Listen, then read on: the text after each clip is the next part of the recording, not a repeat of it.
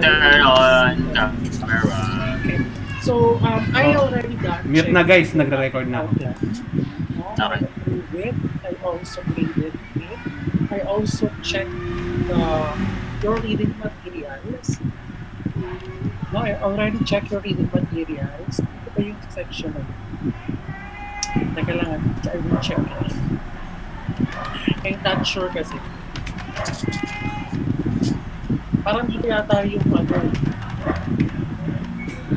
ayun. So most of your classmates, what I really love about your section is that you answer the questions using your own words. No? You didn't just didn't copy paste use controls and control. But there are some.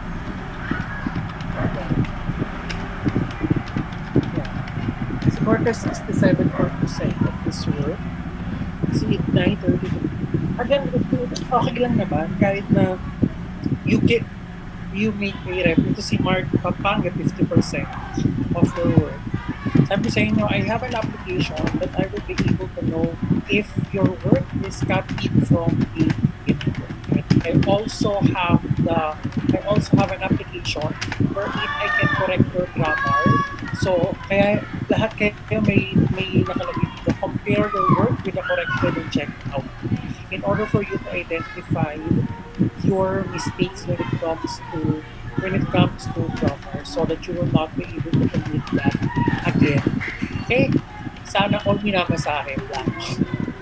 Sana all nagpapamasahe. Kasi wala akong minamasahe yata na sa okay, but anyway, yun. So, I already posted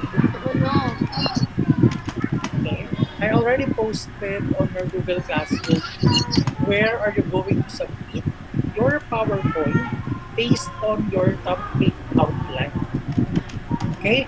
Again, okay, on this part, all you have to do is to make sure that you're going to submit your PowerPoint. Now, on the PowerPoint, as I mentioned, it should be based on the topic outline. Now, on this part, you're going to submit the evaluation. So since evaluation, as I mentioned, we're going to put that on a Google form. So make sure that you're going to submit the link. Again, yung link ang ibibigay mo sa akin. Okay, so I have also here 2 links in order for you to be guided on how are you going to make a quiz using Google form. Okay, on the 2 submission, on the PowerPoint as well as evaluation, you have to provide the topic outline. Now, the topic outline will be the basis of the content of your PowerPoint as well as the content of your evaluation. So, on these 2 submission, itong submission na itong dalawa na ito, kailangan nyo pa rin i-provide yung topic outline. Questions?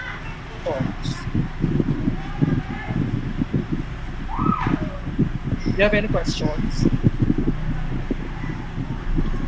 Are you sure? Because we're going to proceed to our discussion. Okay, so since there is no questions, let's have a simple recap. Marine, sabi ni Marine, sir, paano po sa evaluation? For the evaluation, meron naman na kayo sa topic outline nyo, di ba?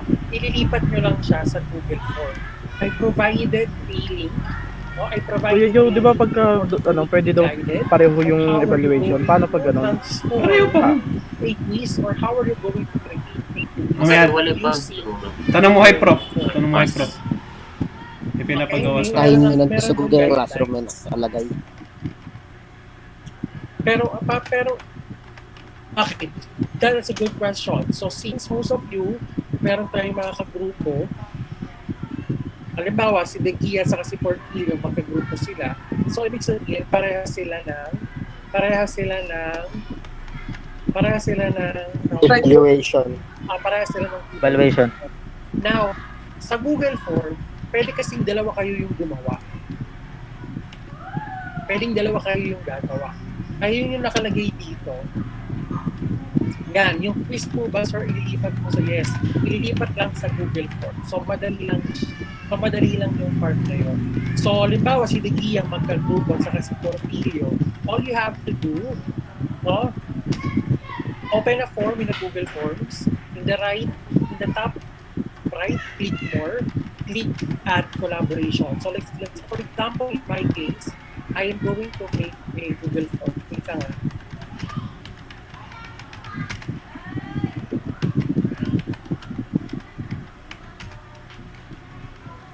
Okay, let's say for example, I will be doing a quiz. Magka-group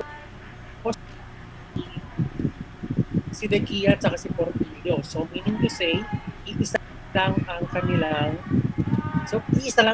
quiz. But, kailangan mag-send pa rin sila ng link. Ganito lang ang gagawin natin. Wait lang, I will be sharing my screen.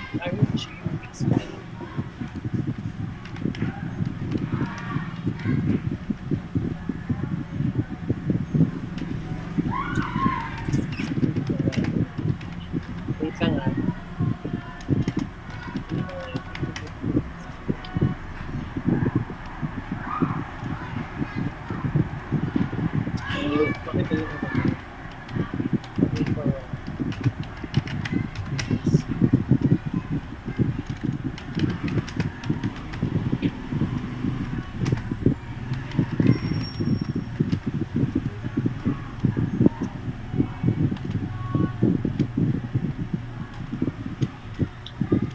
Ahangin yung tulog ni sir. So this is Google Form. So all you have to do, in order for you to add, for example, si Dekia at saka nga si Portillo.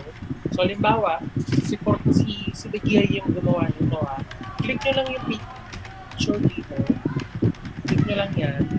Ay sorry. Ito pala. So, in this 3 bullet, okay, and then click add collaborators. Okay, add collaborators. And then, ilalagay ninyo yung email nung pag-grupo ninyo. Ako gagawa ko dyan, ikaw. Okay, ilalagay nyo lang yung email. Ikaw na. And in this case, pag tapos na kayo, you need to Nakamute ka ata ko, Jo. also the tawag dito. Oo nga, nakamute nga. O, Kailangan ikaw na, nyo Nyepes. ilagay yung ano ko, email address ko. Naka-provide naman yung email address ko. I-add nyo rin ako as collaborators. Okay, dito lang mag-a-add. Para dalawa kayong gumagawa. Pwedeng dalawa kayong gumagawa. Quiz. Tapos isend mo lang yung link. Diba, ang pag-send naman ng link ay ito. Okay, click nyo yan. Click nyo to, itong second na ito. Yan. Kung binubulo na to. Click nyo lang yan. Makakakuha kayo ng, gusto nyo ng, ay, sorry. Okay na? Wala na bang hangin? Sana, sir. Okay na sir.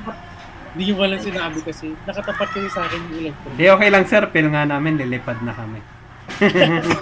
Anyway, so pwede nyo i-shorten yung link, tapos pwede nyo siyang i-copy. At ito Connect mo yung yung sa i-send Messenger nyo pag sa akin nagsasalita sa ko yun. Google Classroom. Nakakaintindi Oo nga, no. yan. Thank you. Sorry sir. Yes, sir. Sa comment lang yan namin isisend, sir. No. Pwede kayong mag-void. Pa? Pwede kayong pwede kayong Magpasa ng link. Pwede Sinusure ko lang, sir. So let's say for example, in my case, estudyante Yung ako tech professor dito, namin. Classwork, AP project, for example, yung Hindi daw assignment. marunong. Sinusure lang naman, sir. Pa? Ayan o, add or create.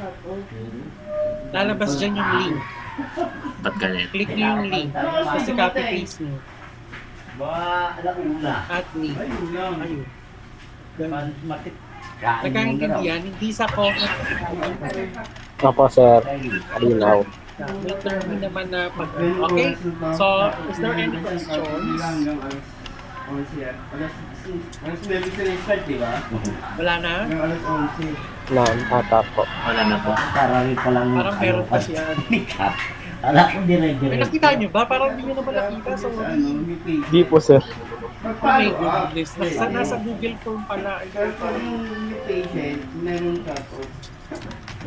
pag-zoom kasi dito kasi sa Google Meet, kailangan i-close mo muna yung sinishare Ilan mo. mo ano oras start nila? Or is there any way? Paano yung winner? Pila ka na doon ng mga set. Okay, so let's say for example, I will be showing you as a student. Yung Google Classroom as a student So halimbawa, AP project. View mo yung assignment. Close ko muna yun para dun sa plus add or create, meron kayong may kitang link dyan. Diba ang ginagawa nyo pag file? Diba? Ngayon naman, since link ang hinihingi ko sa inyo, you can click this one and then you can just paste the link. Lalabas siya. At ayun yung ita-turn in ninyo. Isa pa pala sa mga napansin ko sa inyo, hindi kayo marunong Wala na kami 12 inch. turn in. Board sa kill. Pa-turn in na lang. Nadamay tayo. Joke lang. Para makita ko siya. Okay? So may tanong ba? If there is none, yes, Ferdinand. Di ba po, Ayan. resubmit po Ayan. ulit Meron sa kami 12 may inch na pin. outline po. Uulit po Wala kami pala ulit. kaming 16 inches. Parang wala na ako sinabing 14 meron. Wala na akong 14 sinabi. wala na. kailangan nyo ulit mag-resubmit. Kasi may grade na kayo. Binigyan ko na kayo ng grade. May bago ng post sir. Uy. Doon na ata ilalagay. Doon mo na siya ilalagay. Kung let's say for example kay Tekia, wala na akong sinabing revision sa kanya. Kung Ako ano lagi. yung nasa Joke Google lang. Classroom, ayun din ang isasend sa akin. However, on your case, like for example, Ferdinand, binigyan na kita ng grade, pero may comment pa rin ako sa'yo, apply mo pa rin yung comment, tapos ayun na yung isasend mo sa PowerPoint, pati sa evaluation. Ay, sige po sir, copy. Okay? Nakalagay naman sa sa instruction ko. Kapag nakakuha ng buo yung tao, di nag-grade. Ha? Pag nakakuha ng buo yung tao, di nag-grade. Pag nakuha na, Okay. Ng camera. For example, ikaw, nakakuha ka ho ng May buo, tanong po. hindi biniblade. Wala na ba? Kasi we said we will proceed to our class discussion. Kasi I still have 2 topics to be discussed. Are we done discussing the different theories? The constructive reason? You're too early pa ka-ads. chat mo lang kay Dandan. Yan. Hello? Are we done with Sir, dun pa lang po tayo sa lesson 3, the learning chain model. okay. Kasi natapos pa lang po tayo lesson 3, principles of adult learning. Okay, so we're going to discuss now. We're done with this, the principles of adult learning. I think, ano tayo? The learning chain model. Ano po niya? Opo, Yes po, sir. sir. Opo. Yan na po. Okay. I will be checking for, I will be looking for you, Hindi roll up bababa ko. 32. Parang Kay kuya.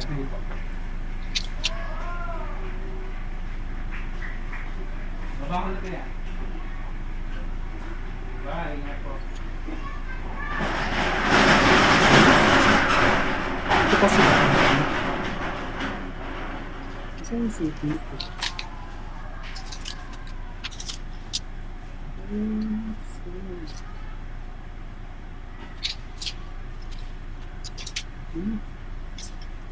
Ayun, CP232. Idea Bacolod Cortez. Anyway, so let's proceed to our discussion. So the learning chain model as one of the theory used in, or one of the approaches that you can use in teaching to adult is what we call the learning chain model. So learning involves the following. So learner, experience, and then followed by a performance. So the learners come into contact with an experience, and as a result of the interaction, the learner's behavior shows that he or she can carry out the act or solve the problem. Learning is said to occur when the learner performs the task to prove it. So how are you going to understand this one? The learning chain model. No? It involves the following: the learner, experience, and performance. How are you going to explain it on your own or based on your understanding about it? What is your understanding on this? Anyone? Sir, the knuckles try. Yes, Reynan? So, yung learner po can learn from their experience, and those lessons from their experience can be used as can be used in their performance, sir. So what if there is no performance? Is there learning? Sir, Reynan? choppy. Sorry. Let's say for Sir, example, sorry po, there choppy po. okay, so let's say for example there is no performance. Is that a learning?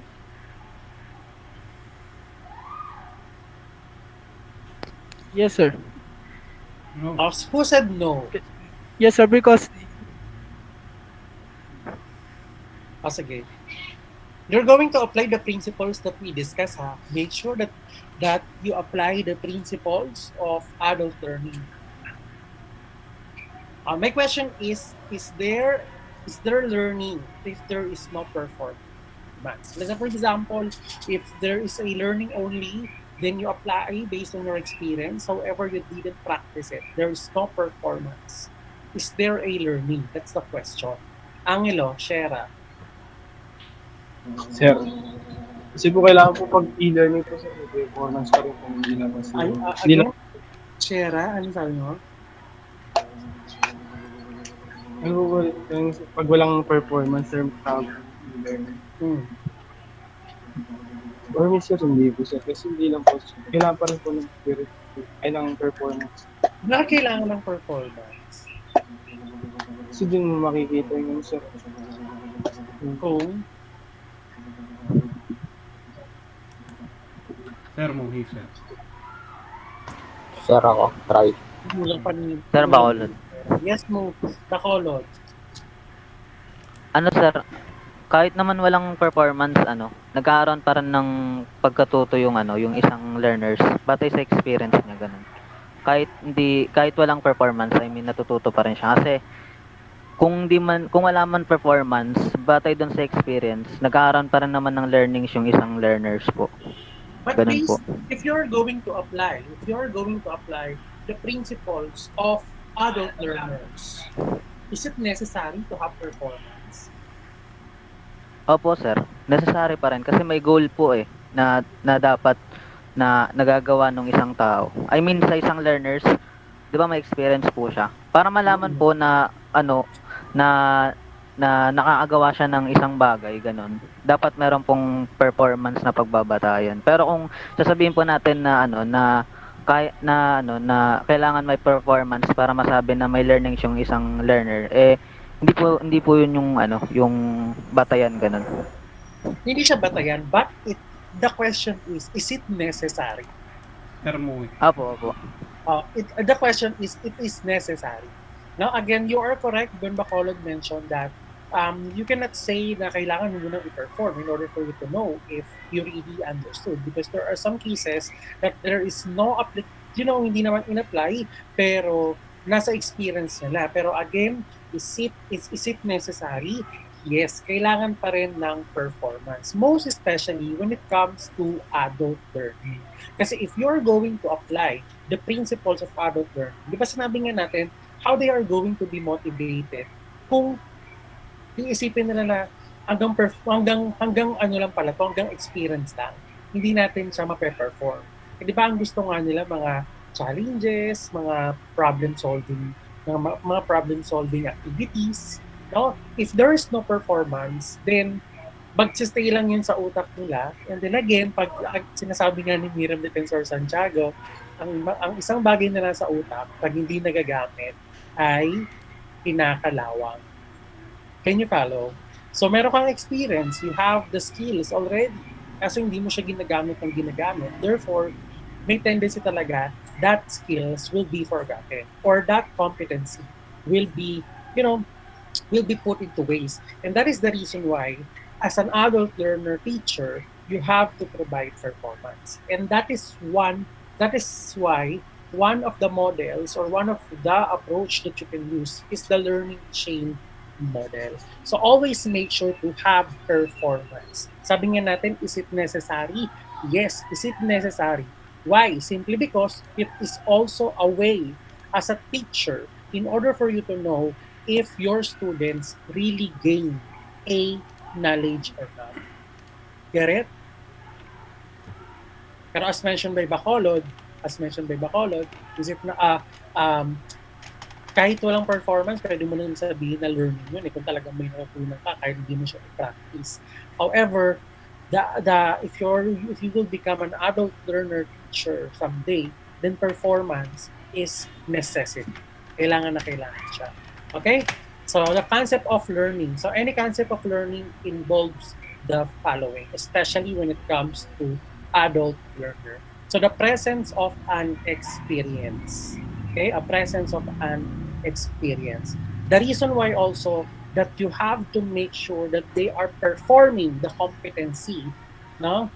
Para alam mo that they have the experience that they needed. Okay? And then the second one will be a change in behavior. Is there learning without changing behavior? No, sir. Is it learning if there is no change in behavior? Noblesa? Noblesa? Naririnig ba akong sumagot, guys? Naririnig ba Are akong you sumagot, with us, guys? Noblesa? Chick, Ano? naririnig ba akong sumasagot? Bernal? Oh, narinig ka kita. Sabi ko hindi, no. Bernal? Hindi yung tinatawag. Ang ina itong professor Is na to. there ah. learning if there is Kaya na daw change sa'yo. in behavior? None, sir. Why do you say so? Kasi sa learning mo lang malalaman kung nasa. Or can you give me an example para mas maintindihan namin lalo? If you cannot explain it in a concept way, you can explain it by an example. Who wants to try? Sir Bacolod, sir. Ano yun ang tanong? Is there a learning? Sir, if there Muhi, is sir. no change in behavior? Muhi, sige. Yung ano, sir, for example, sir, is there a learning in behavior, sir? In behavior. For example, sir, nung napunta ako sa bilang secretary sa barangay kung na 10 buwan na nakalipas, nagtataka ako bakit yung chairman doon is palaging lagi siya, kung mag-uutos siya is minsan mainit yung ulo and then minamadali niya. Yung ganyan po. Pero ang pagkakilala namin sa kanya ay hindi ganon. So may times po, nung nalaman namin yon, natuto po kasi siya na kapag hindi siya, hindi naman totally mahigpit. Kapag di siya naghihigpit, binabalaan, kumbaga, okay, close namin si chairman, hindi namin gagawin tong bagay na to. So, nawala yung opo, bilang chairman ako, dapat sundin niyo ako. Kaya lang, dahil sa closeness nila, through chairman na okay lang kay chairman, ganyan-ganyan, nagbago yung behavior ni chairman na kung saan, hindi siya totally nasabihin natin naging masama. Naghigpit lang siya para sumunod. So, in a way na nagbago yung behavior niya, unti-unti sumusunod yung ibang trabahado, ibang staff sa barangay. And then, yung iba naiintindihan ba't nagbago yung behavior niya. Simple. Kasi kung patuloy niyang gagawin na mabait siya sa kanila, hindi susunod yung iba. Kumbaga, wala kang pakialam, chairman lang naman yan. Tomorrow na yan, o ganon. Yung Okay, iba so naiintindihan, yung iba hindi. Oh, ganun po. Okay, so the learning that that your captain got is that pag hindi siya nagbago ng attitude niya or ng behavior niya, parang ganun Samantala, ba, hindi siya susundin. So, he need to change the behavior so that, okay, possible, Pero still, kapag after na nung work, balik siya kung sa, pag wala na sa barangay, labas na, siya na yung tao na kilala talaga namin. Another example. Bacolod po, sir. Another example, Bacolod aside po. from the example of movie, Bacolod, sir. Hindi, marami ka ng points Bacolod. Cortez. Hindi mo nga Blanco, kami yung tinatawag Blanco, sir sir. eh. Salbahe ka eh. Yes, Blanco. Ano po, halimbawa po, mga prof po namin, si Ma'am Naiwan Atan po, open kasi mic, Kuya Jong. si Ma'am Atan po kasi sobrang bait. Parang, pag natanong po kami ng klase, parang, Nag-drop name. na ano po siya, yung, nakakamantala po yung pagiging mabait niya. Minsan po, nagagalit po siya, Kaya nga eh. pero yung init ng ulo niya, konti lang po, parang hindi niya kaya magalit ng sobra. Okay. So, nakakabisi siya. O na ano po namin yung ugali niya pag natanong po ng klase. Yung umiinit po yung ulo niya. Pero pag natalamat naman po, bumabalik na po yung pag-iing ano niya, mabait niya. Okay, that's a good example also. But let's go back to my question. No, based dun sa example ni Blanco as well as the movie. My question is there a learning even without the change of behavior? So, yung halimbawa, hindi nagbago yung behavior ng teacher ni Blanco na yung sinasabi niya. Hindi nag-change ng attitude or ng behavior yung captain. Is there a learning there? Halimbawa, alam na nga ng captain ni movie na na tawag dito, na pag sobrang bait niya, pag hindi mainit yung way ng pag-uutos niya, hindi naman siya susundin. Kay Blanco rin parang gano'n. So kung hindi mainit ang ulo ng teacher niya pagkapasok, hindi siya papasukan ng mga classmates ni Blanco. So nagbago sila, di ba? Nag-change sila. Si Muhi, ang sinabi ni kay Captain, ang ginawa niya, naging strict siya when it comes to giving order. Right? So let's say for example, hindi pa rin binago ng Captain. Do you think that there is a late learning there? Halimbawa, hindi nagbago yung captain ni Muhi. Yes, sir. Pag nag-uutos pa rin siya, parang, uy, paggawa naman ako nito. Sweet pa rin siya, malambing pa rin siya as a captain, as a person. Do you think that there is a learning when it comes to Digaya? Sir, my idea is yung example po ni Kuya Muhi na ayun nga po, parang naging strict nga po. Parang ang learning po dun is natutunan po nila mag-adapt based po dun sa behavior nung nakasalamuhan nila. Kasi Okay. nga po, ganun po. Nakuha ko na yung point mo. So the best Apo. or the keywords that we're going to use will be adaptation. No? If you can adapt to the environment or you can adapt to the situation, and that is what we call learning. So for example, kagaya nung kay Nuni, kung hindi nag-change ng behavior yung captain nila, kahit alam naman niya na ano mo tawag dito, kahit alam naman niya na hindi siya susundin, ay parang wala siyang natutunan. Diba? Inisip niya na, pag sinabi mo na sobrang bait niya kasi magtutos. Kasi ano nga siya, di ba, Mui, sabi mo, malambing siya, tapos hindi naman siya nagagalit, di mainit ang ulo niya. The problem is na-abuse siya. So the purpose of the changing of behavior para masunod siya. Magaling yung tactic ng captain niyo. Right? Pero kung naging mabait pa rin siya, walang learning doon. So the idea will be when it comes to concept of learning, there is a change in behavior. There must be a change in behavior. Ako sa inyo, natutuwa nga ako sa inyo because the first time I checked your topic outline, my goodness, alos sumakit ang ulo ko, mali-mali grammar, mali-mali yung parts. However, the moment I gave you the comment, diba, the moment I gave you my comment, my feedback, nung binigay ko sa inyo, the second time around na chinek ko siya, I was surprised because at least you get the idea. Kaya nga konti na lang yung nire-check ko sa inyo. You get that?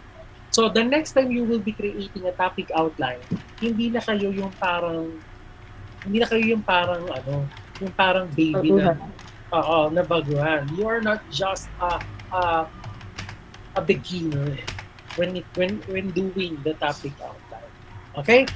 So the nature of learning is covert or internal actions in which the individual acquires the potential or the capacity to perform tasks. So there is a learning when a person or the learners are able or has a capacity to perform tasks. Especially on your case, kailangan nyo talaga, since you are transferring skills, you are transferring competency, it is really needed that after the discussion or after the teaching and learning process, the students are able to perform or has the capacity to perform tasks. Tayo imagine, nagturo kayo ng computer programming, tapos graduate sa inyo na hindi man lang alam ang pinagkaibahan ng software, hardware. You get the idea? So, dapat meron kayong skills na matatransfer sa kanila. So learning cannot be seen physically. It is an abstract thing and therefore involves inference or drawing conclusion that you have to learn. Unless there is an assessment, learning will be an abstraction. So let's proceed to the domains of learning. Let's talk about the three domains of learning, entitled the cognitive domain, which focuses on the knowledge of the learners, and we have the psychomotor domain, or the skills of the learner, affective domain, which has something to do with feeling or affection. Okay? Now, let us proceed to the cognitive domain. So, since you will become a teacher or magiging teacher kayo someday, pag cognitive domain, the focus is knowledge. Can you give me tawag dito, an example, can you give me an example objectives? Okay, can you give me an example objectives which focuses on knowledge? Knowledge-based lang. Can you give me an objective in the class wherein you can give me, or the focus will be the cognitive domain or the knowledge? Sylvester. Muhi, sir. Hindi ko gets. Sir De La Cruz. Muhi, sir. Sylvester. Sir, Can you give an para objective sa'yo. which focuses on the knowledge? ano po, yung matuto po. To learn. Oh, Yes po. sabi nga natin, ang objective should be concise, precise, measurable. Lang po po, sir. Sir Muhi. Silvestre. Sir De La Cruz. Wala po akong idea, sir.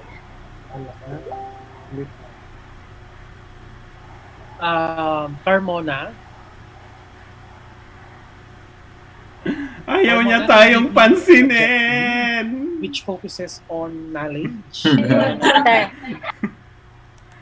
Si Mauricio Kota at ka na ko, Niepes Jo, na kota lang. ko. Sila na lang di pa Give mo ko, natatawa. Kuya Joe. Give idea, Kuya Joe. Give idea. Ako sasagot. And nasa about part knowledge is lang, to learn about the Ano history yung of the critical Andragogy. thinking? O yun. Ang hingi kasi naman Okay. comment kong kapatid sa wait lang. Sige, Pampanga.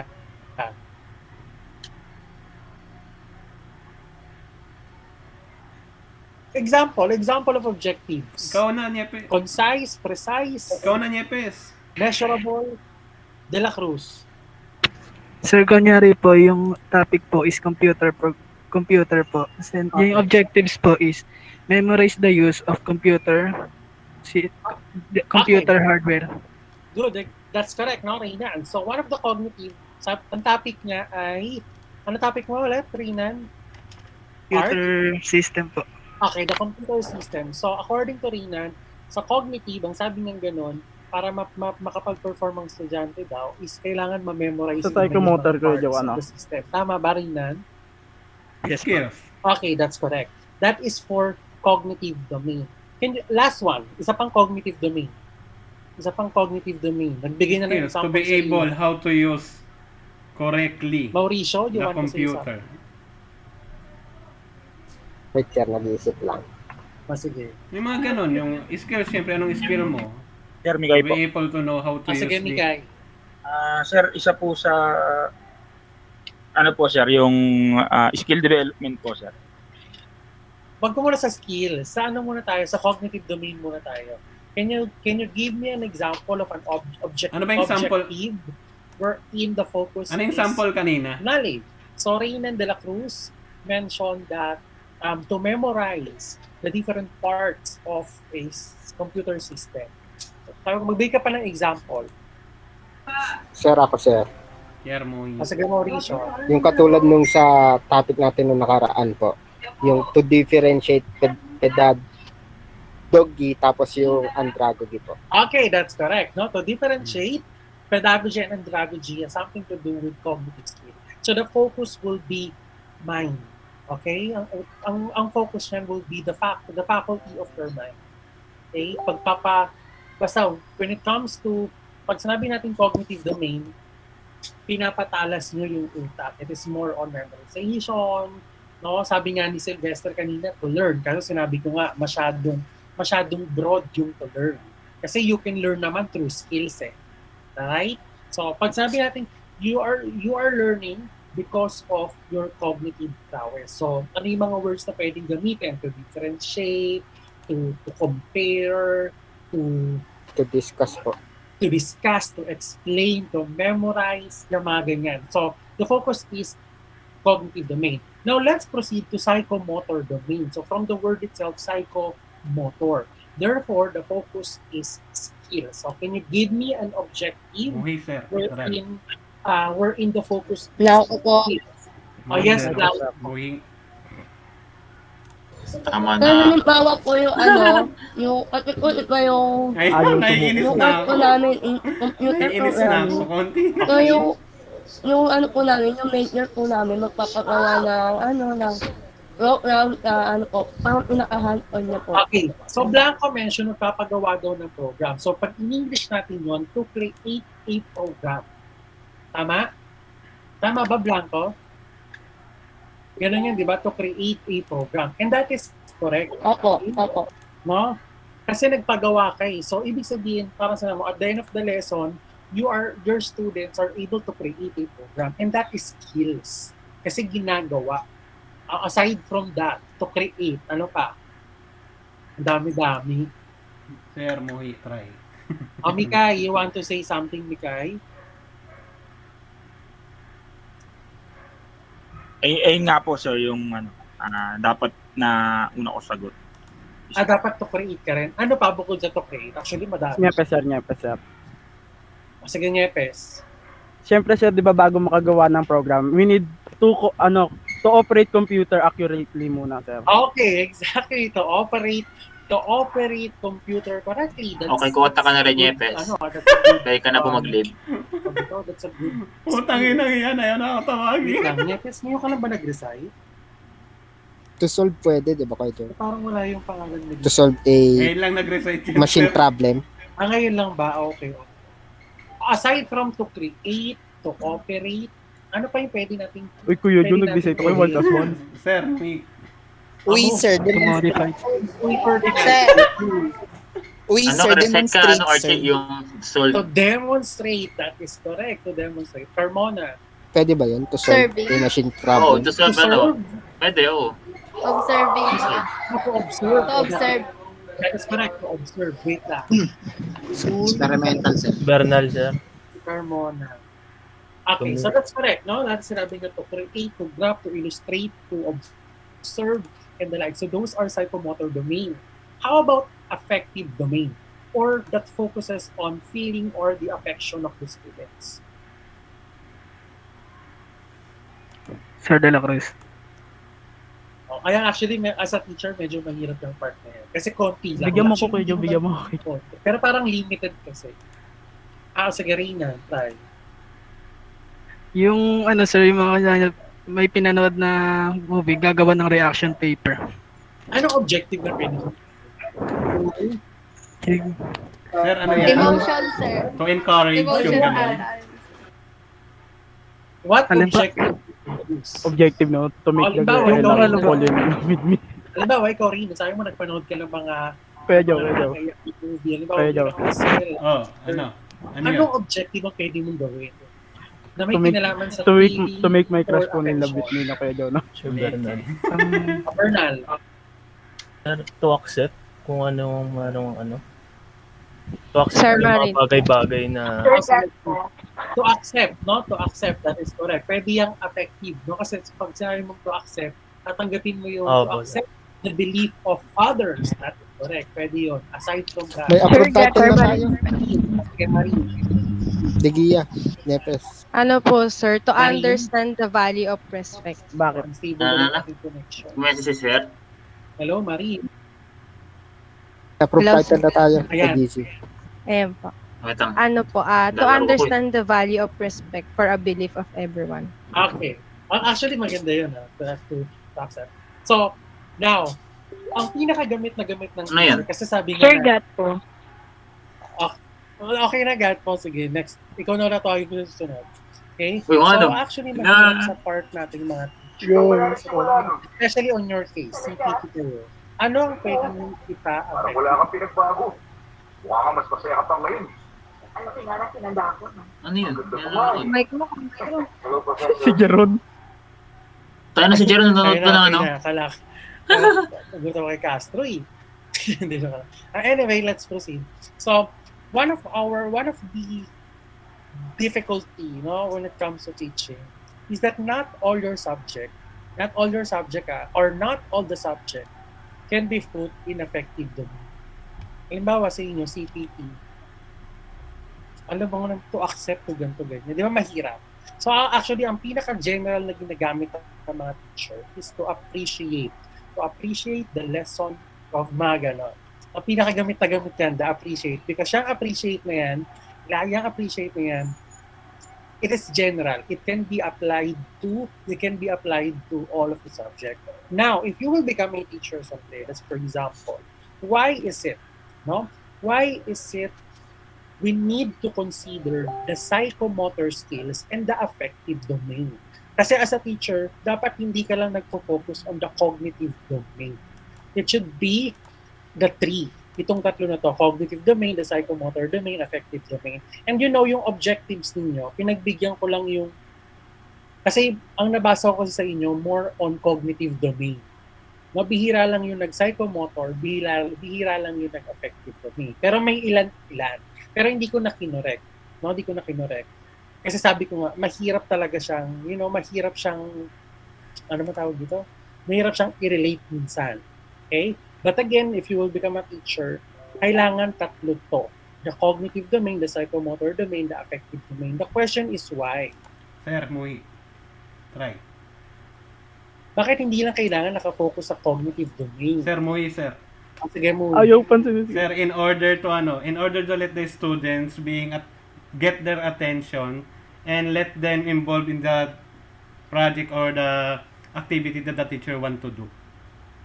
Okay. So, para ma-motivate sila, parang gano'n. Yes, sir. Aside from that, actually, kailangan natin silang gamitin for the students, not just to motivate them. Sir, maring po. Si Muhi kasi, ang sagot niya, kasi tama naman yung iba hindi magaling mag-memorize, pero magaling silang mag-drawing, that's for example. So yun dun pa lang, nakukuha mo na kaagad yung multiple intelligence nila. That's why na-motivate sila. But what will be, as a teacher, the very reason why we need to consider the cognitive domain, the psychomotor domain, as well as the affective domain. Sino yung sumasagot kanina? Marine? Payuan?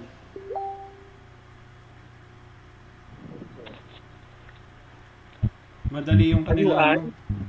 Yes po. Ayun. Why is Digia. that? Aside from motivating Madali yung kanila ba Yes, Kuya to? Tignan mo yung topic Oo. title nila. Ano yun? Library. Hello? Using PHP may SQL lang. No? Ulit yung pinaka-tanong po. My question is, as a teacher, why do you consider the psychomotor domain and affective domain aside from the motivation that they will get according to bukod doon, ano pa?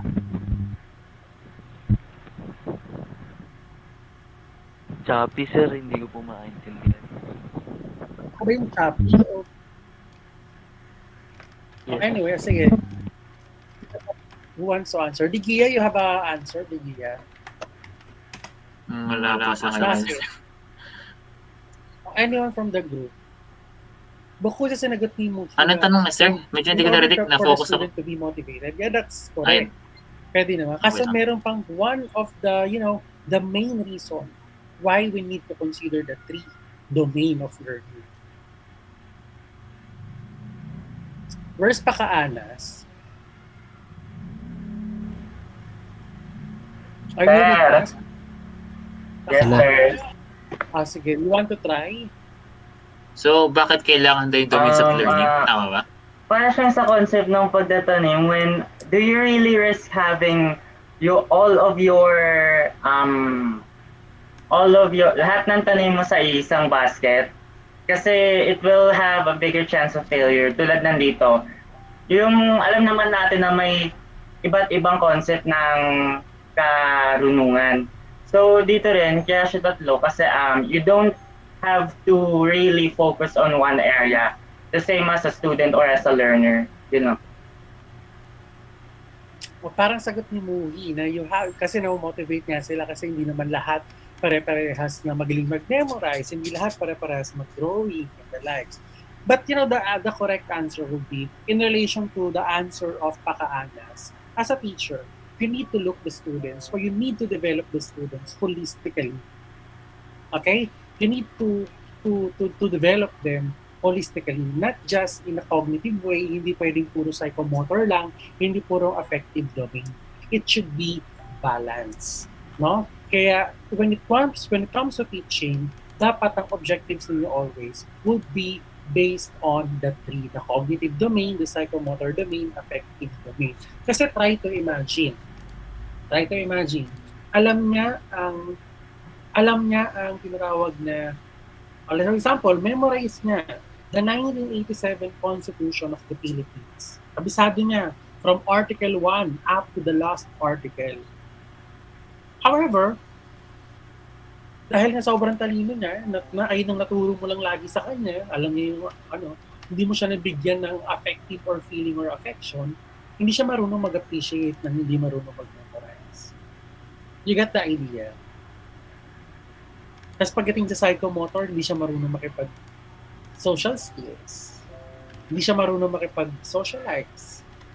Pero kabisado niya ang Article 1 up to to the last article of the Constitution. So, as a teacher, your main goal or your main focus is to make sure that they will develop holistically. Holistic ang kanilang pag-develop. Okay? So, we have the levels of learning. No? We have the levels of learning. When it comes to cognitive domain, hindi lang tayo more on information, facts, or figures, or based on knowledge. We have to deepen the cognitive domain of the students up to the evaluation. Ano pinagkaiba nitong lahat ito? The first one, when it comes to knowledge, the focus will be by giving an information, facts or figures. Ito yung pinakamababang level, no, knowledge. But when we say comprehension, you understand it and you have the ability to explain. The third one, we have application, which are you able to solve a problem. But when we say analysis or breaking down, you are able to categorize things. No, you are able to make a conclusion, no, on the different elements. And when we say synthesis, you are able to synthesize two information. Tapos pinagsasama niyo siya. Ang tawag doon ay synthesizing. Kung saan pinagsama niyo yung dalawang information.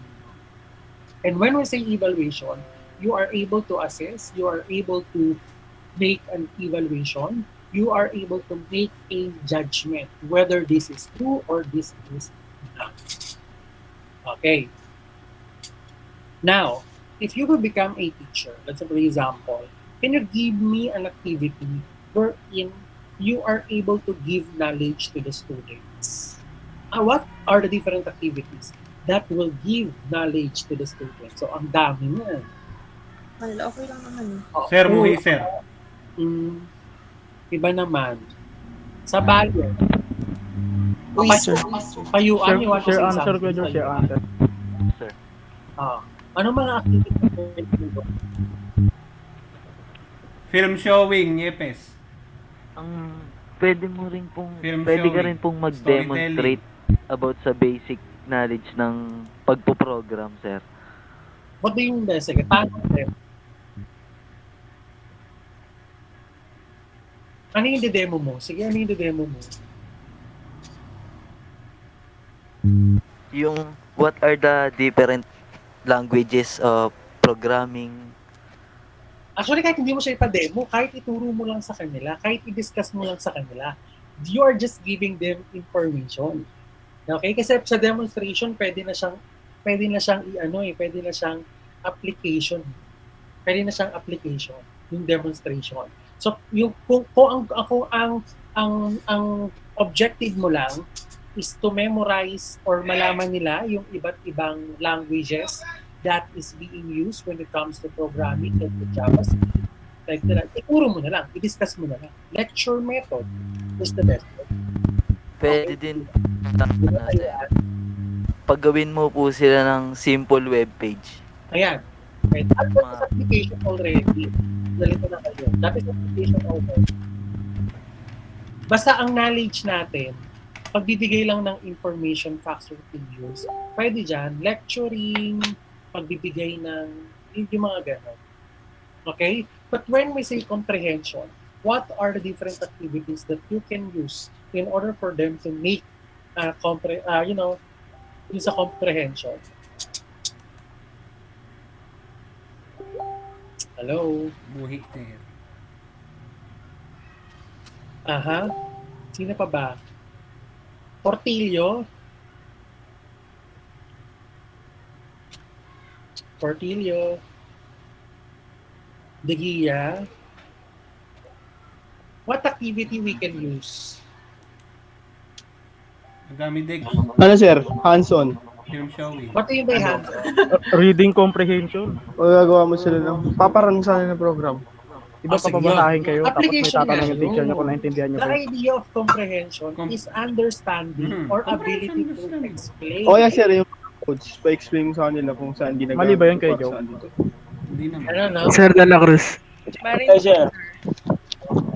Sir De La Cruz. Marine.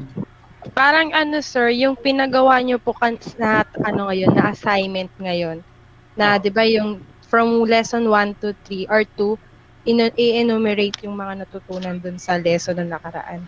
Okay. Pwede yun. Pwede yung ganun. So pag you are just giving them a reflection paper. Ano, not reflection paper. A summary paper. Pwede yung mga ganun. No? Kinukuha mo yung kanilang saloobin wherein you're going to get, no? The way they're going to explain what they have learned. Okay? That's correct, Marine.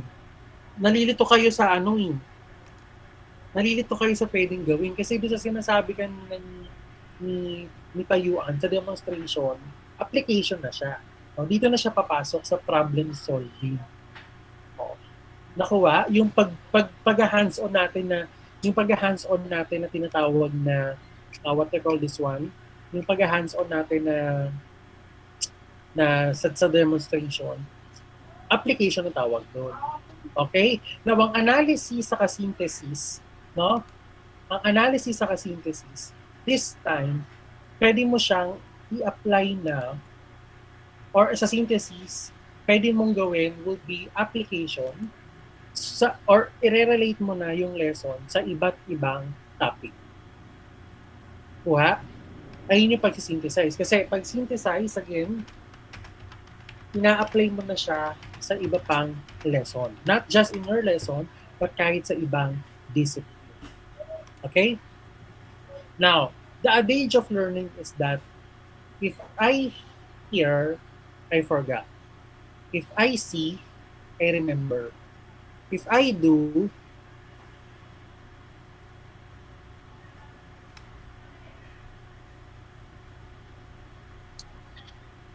Nawala si sir.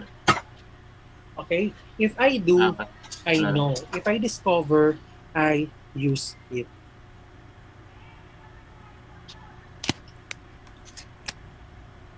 If I discover it, I use it. So basically, when it comes to adult learning, ito ang pinaka-importante.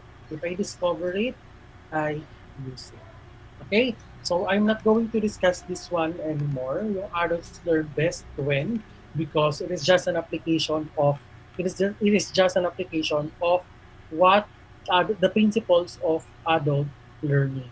So you can just read this one. You can just read this one. Okay, but I need to focus on this one. Note, adult remembers 20% of what they hear and 50% of what they hear and see, and 90% of what they do. As an adult learner teacher, your focus is make sure that they are doing the activity or they are experiencing the learning. Because again, 90% of what they do natatandaan nila. Pero kung nakikita lang nila or nakikita lang nila, 50% lang ang matututunan nila. Okay? So in adult learning, there are two approaches. No? We have the surface approach and we have the deep approach. So the surface approach entails merely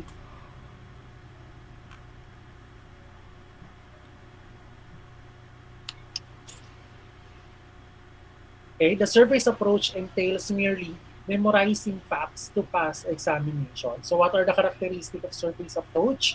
Focus on words rather than meaning, memorize facts, gather lot of bits and parts without assembling them in a framework, remembers examples rather than principles, sees learning as coming from outside, sees assessment as more important than interpreting through learning. Now, my next question is, if you're going to describe surface approach, no, if you are going to describe surface approach in one word, what would it be? Sige, pag-isipan nyo ha, for a while lang ha, may re-replyan lang ako. This is important.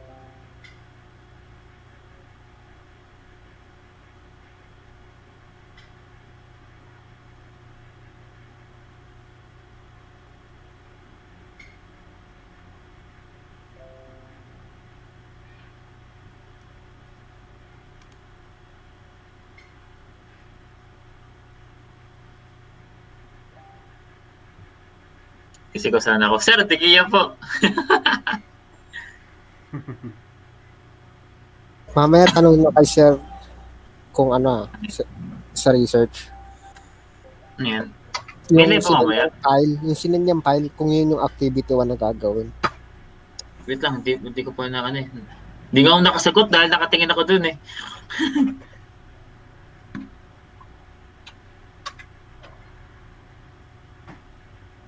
Mamaya pagkatapos titignan ko. Hindi ko pa chinecheck yung may messages eh.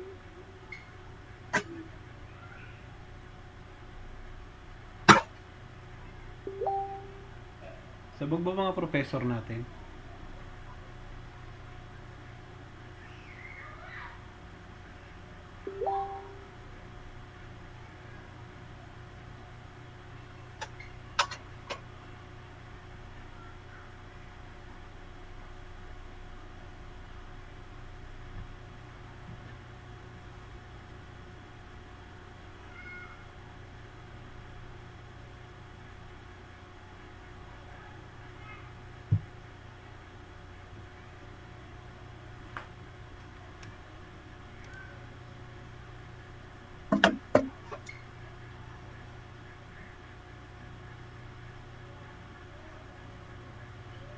Anyway, going back, again, if you're going to describe what surface approach is, how are you going to describe it in one word? Sir, memorizing. But may nakalagay dito more on, but in general, if you're going to describe it from 1 to 6, the characteristic of it from 1 to 6, how are you going to describe it? Yeah. Sir, dalawa. Vague. Ano? Vague po, vague. What do you mean by vague? Yung parang ano po, parang mababaw lang po, vague. Okay. Very shallow. Shallow. No? Apo, It's ganun. very shallow. Why do you consider it as very shallow? Because po, naka-focus lang po sa certain part lang po nung discussion. Example na lang po kung arisin sa computer. Siyempre, ang malawak po yung computer. So, ang focus na natin is about computer. Parang yung mismong mismong unit or about sa computer. Hindi po natin i-discuss yung sa hardware, software, ganun po. Okay. So basically, No? Pag sinabi natin surface approach, aside from being shallow, aside from being napakasimple niya, no? We can describe it as the basic. No? We can describe it as the basic. Okay? And then the second approach will be the deep learning. So basically, pag sinabi natin deep learning, ito yung mga characteristic niya. Concentrates on understanding the meaning, attempts to connect new learning with previous learning, connects knowledge from different courses, tries to see evidence of what is taught in daily experience, see an important difference between logical argument and assertion, no? Look at the new situation and the likes. If you're going to describe the 8 characteristic of deep learning in one word, how are you going to describe it?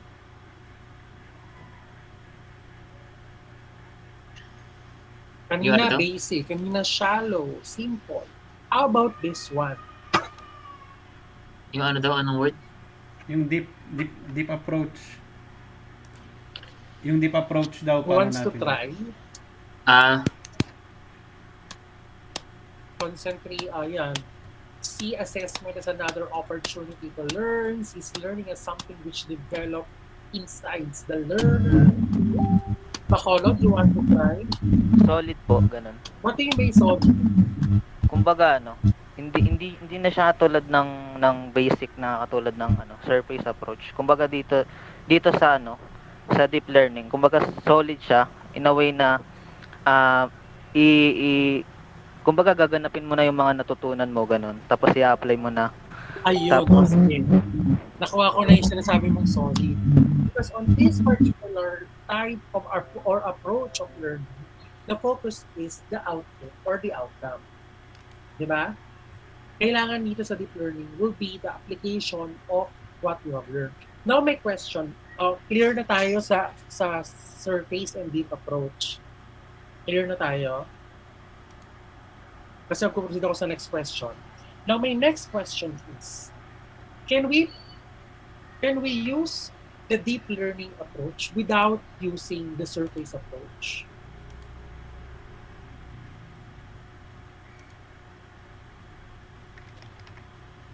sir, again po. Can we use the deep learning approach without using the surface approach?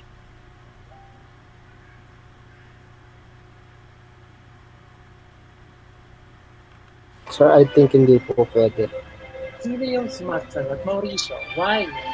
Kasi sir, bago ka mag-deep learning, kailangan mo muna ng kaunting kaalaman or yung surface approach. Dapat, kasi parang kumbaga sa surface approach, may onti ka na pong alam or naiintindihan sa isang topic. So, para po mag-proceed sa deep learning, kailangan po muna ng surface approach po. Mm-hmm. How about other? No po, sir. Bawal naman, you are correct, Mauricio. Yes, That's sinabi mo, Chi. Ayun sir, kaya Di ba nasabi ko kapag rin magsiswimming ka, solid dadaan ka kasi muna sa surface halimbawa sa bago ka isang mapunta sa bagay deep. din, hindi naman magiging solid yung isang bagay kung hindi kumbaga sa science, di ba, may gastos, may liquid, may solid, ganun. Tapos bago maging solid o bago matutunan yung isang bagay o bago mo may apply. Syempre first magsisimula ka sa basic, ganun. Wala namang nagsimula na solid o magaling talaga agad eh. Ganun po. Kaya need mo na ng surface approach bago mapunta sa deep. So same with Mauricio. Kailangan daw. Tama? Tama ba Colon? Sabi mo kasi kailangan pang si Mauricio kailangan mo na ng surface approach before you can go to deep learning approach. Aside from that, may katanungan pa ba? Or may katanungan tuloy. May iba pang sagot? Sino nagsabi na, sir, pwede naman tayong mag-deep learning without using the surface approach? Can we proceed to deep learning without the basic, without the... Sir, siguro sir yung mga po. Yung mga Colon. Iba ba Colon? May points ka na, marami ka na rin points. Sir De La Cruz. Yes, Reyna. Sir, depende po sa sino yung learner na tuturuan po. What do you mean by depende? Kasi po kung halimbawa po kung bata po or amateurs, yung mga tuturuan, kunyari, high school students na nag-aaral ng programming, ganyan. Kailangan po ituro po sa kanila kung ano po yung basics, yung fundamentals of computer, ganun, history, ganun, para po malaman nila what is computer. Then yung kung ituturo po is deep learning. Siguro po mas maganda po i-apply yung deep learning sa mga professional na halimbawa po sa may nagma-masterals or doctorate na students pa. Yun lang po. So again, for me, kasi it really depends on the learners. Yes, sir. Okay. The correct answer will be, it depends on the learner. But I'm not saying that Mauricio and Bacolod is correct because they really have a point as well. There are some cases that the teacher will provide the basics first before proceeding to the deep learning. Because again, kaya nga siya tinawag na basic kasi this is the foundation of learning. Sabi nga natin, hindi ka naman matututo ng JavaScript or something if you didn't learn the basic, like the different parts of the computer, what are the different programs. Hindi ka naman makakapag, you get what I mean? But there are some cases that the students are able, alam na naman na nila. And sometimes they don't want to learn. But, what I'm pointing is through experience. No? Through experience, sometimes doon na nila nakukuha yung basic. And you as a teacher, again, your power is to make sure that the assessment is correct. Because if the assessment is but if your assessment is incorrect, therefore magkakamali ka what approach you're going to use. Tama? Kasi kung halimbawa, hindi ka nag-assessment, inassume mo lang na siguro kailangan na natin ituro yung mga basic, the different parts. Maboboard lang sa'yo kasi yung mga estudyante, alam na pala nila yun. Okay?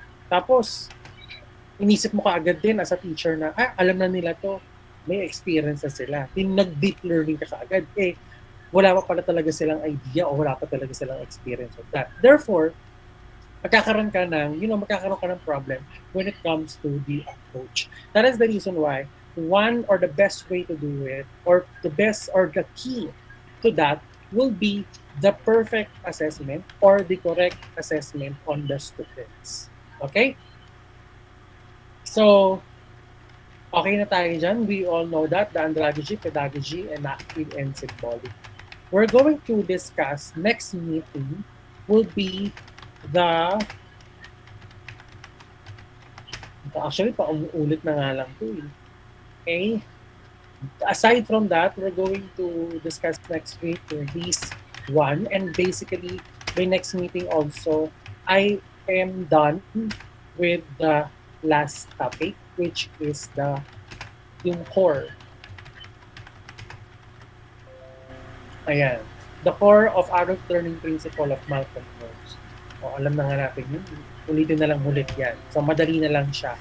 Okay, so by next meeting also, expect that you will be having a short quiz. Questions? Tatanong? May tanong ba? Okay, so if there is none, let's call it a day. Okay, goodbye, and we will see each other by next week. Goodbye. Thank you, sir. Bye, sir. Bye, sir. Salamat po. Thank you, sir. Tuwa na si Mauricio, sir. Thank you, sir. Thank you. Thank you po, sir.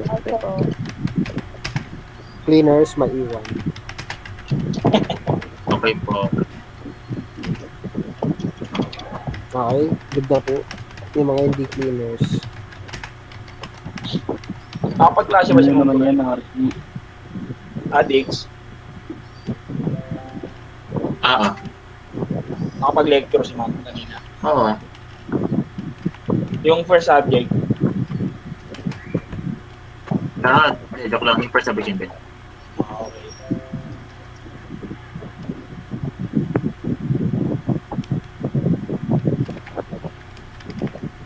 Ay, out na pala.